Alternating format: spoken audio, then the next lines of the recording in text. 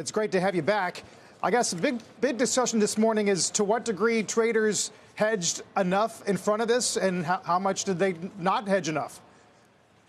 Well, let me start out by quoting something that an old trader said to me 60 years ago when I was first breaking into the business. He said, "Kid, never bet on the end of the world. It only happens once, and those are pretty long odds." So are they hedged? No, not by any means. I think they came to believe yesterday after the cyber attacks that the military moves would come today, and that was a pretty good guess by the floor types. I think this will probably last for several days at least. We'll wait and see what the Russians plan to do. I think the viewers want to watch this market take its own pulse and its own temperature. So the first thing to watch are the opening lows. For example, the S&P at 41.14 or so. If we start to sell off in the afternoon when the new sanctions come out, we'll watch to see if they break that level. And if they do break that level, does it in turn bring in new selling? So this is going to be a kind of step-by-step thing here, Carl. I think the markets will be cautious for several days till we see when the military operations wind down.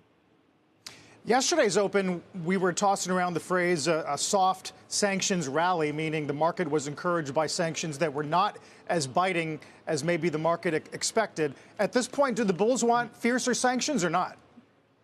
Yeah, I think they do. The danger here is, while the sanctions bite Russia, do they in fact bite back at the West? We're going to have the global economies. Are they going to be hurt? You're seeing all this debate about how much this great geopolitical risk and the pullback on the global economy, will it affect the Fed? I think the Fed is trapped. They can't skip doing things. They're viewed heavily to be behind the curve on inflation, so they pretty much almost have to move in March, barring major calamity.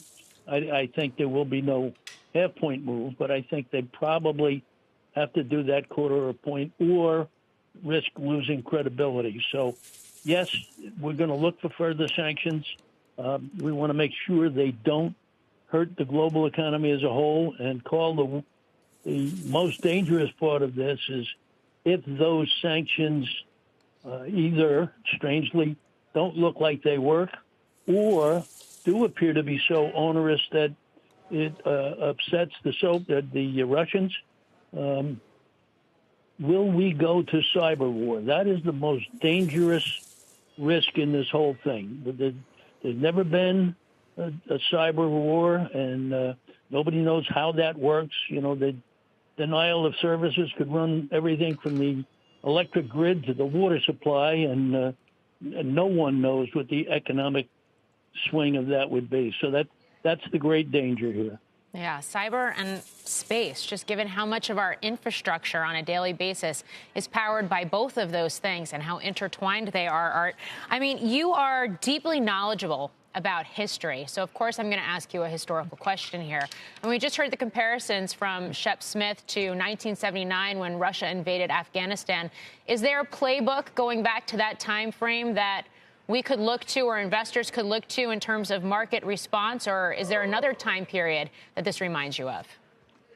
Well, I'm not sure it's so much the Russian invasion of Afghanistan. They were surprised, as you recall.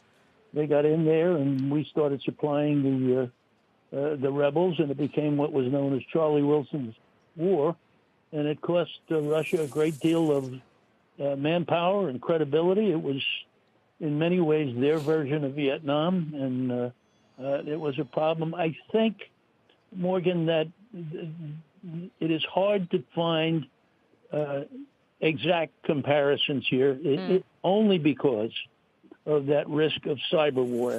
I would think that by former standards, you would think a military operation like this will take a couple of days. It looks like the primary Russian goals are to constrict and disrupt the Ukrainian military, to overthrow the government and put a puppet in who is very favorable to Russia.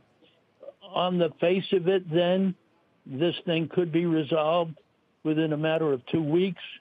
And on the basis of that, probably not a great deal of global economic problem. But as you and I just were discussing, that risk of a cyber war is something you can't throw away. That's got to lurk in the back of traders' minds for that multi-week period.